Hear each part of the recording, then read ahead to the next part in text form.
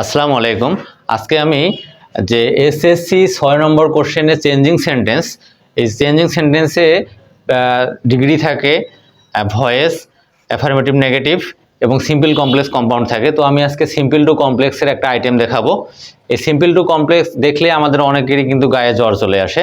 তো আমি আজকে দেখাবো যে যদি কখনো আর্টিকল প্লাস অ্যাজেটিভ থাকে, এ পুর কিন্তু একটা অ্যাজেটিভ, এর দোষ গুণ অবস্থা বোঝা যে সংখ্যা যে ওয়ার্ড দ্বারা এটাকে কিন্তু অ্যাজেটিভ বলে। তো আর্টিকলের পরে যদি অ্যাজেটিভ থাকে তাহলে আমরা এটাকে কিভাবে কমপ্লেক্স করব। এখানে দেখা যাচ্ছে যে দা পুর লিড আ সিম্পল লাইফ, মানে গরিবরা একটা সাধারণ জীবন যাপন করে। এখানে দা দিয়ে বাক্যটা শুরু হয়েছে, কিন্তু দা আর্টিকল দিয়ে শুরু হয়েছে। তো এখন দায়ের পরিবর্তে আমি যদি একটা কিছু লিখি তাহলে কিন্তু বাক্যটা পুরোটাই কমপ্লেক্স হয়ে যাবে। তো দায়ের পরিবর্তে কি হবে, দোজ হু আর নিলাম আমি, দোজ হু আর পুর লিড আ সিম্পল লাইফ, যা কিছু আছে সব লিখে দিব।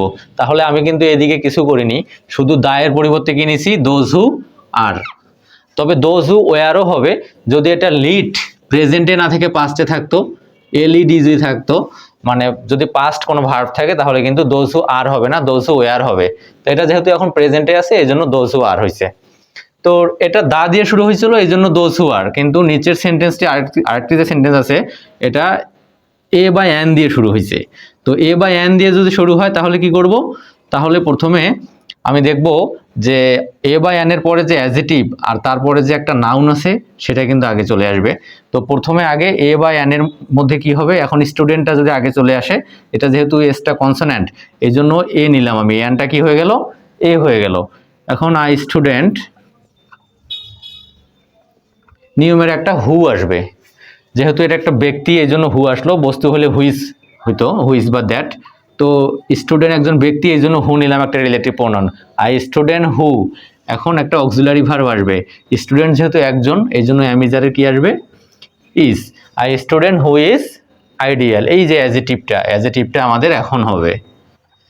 তাহলে বাক্যকে কমপ্লেক্স করতে হলে কিন্তু পুরোটারে কমপ্লেক্সের প্রয়োজন নাই। এখানে যে সাবজেক্ট আছে an ideal student, an ideal স্টুডেন্টকে আমরা একটু পেঁচিয়ে বললেই কিন্তু এটা কমপ্লেক্স হয়ে যাবে। তা অ্যান আইডিয়াল স্টুডেন্ট এর কমপ্লেক্স হলো a student who is ideal. তাহলে a good teacher, a good টিচারের কমপ্লেক্স কি হবে, a teacher who is good. An honest man, an honest man, an honest man যদি কখনো কোনো সাবজেক্টে থাকে, যে অ্যান অনেস্ট ম্যান,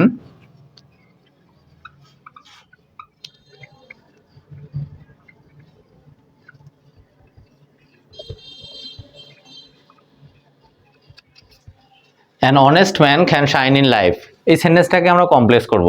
তাহলে কি আমাদের কি দেখতে হবে, যেহেতু আর্টিকল দিয়ে শুরু হয়েছে এ বা এন দিয়ে, অ্যান অনেস্ট ম্যান, আমাদেরকে এইটুককে কমপ্লেক্স করতে হবে।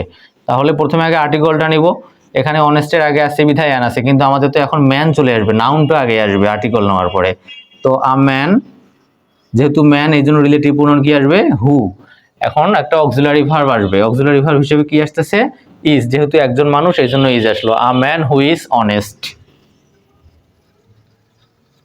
এখন বাকি অংশ কি, can shine in life, can shine in life. এভাবে শুধু আমরা একটু টেকনিক খাটিয়ে, যদি দা থাকে তাহলে দায়ের পরিবর্তে কি নিব, দোজ হু আর বা দোজ হু ওয়ার।